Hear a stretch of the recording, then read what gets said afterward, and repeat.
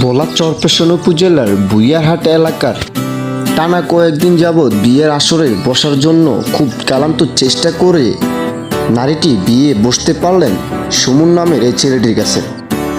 ৫ লক্ষ টাকা কাবিনে তাদের বিয়ের কাজটি সম্পন্ন হয়েছে। রোববার সকালে তাদের এলাকার আশেপাশে পারিবারিক ও সামাজিক মাধ্যমে তাদের বিয়ের কাজটি সম্পূর্ণ করে।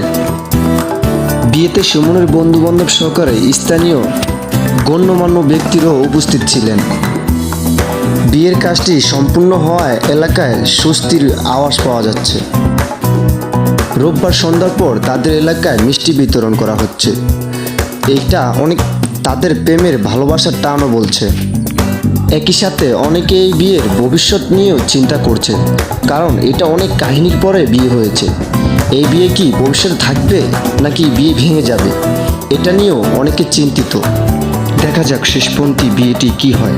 Zakir Hossain, channel B26।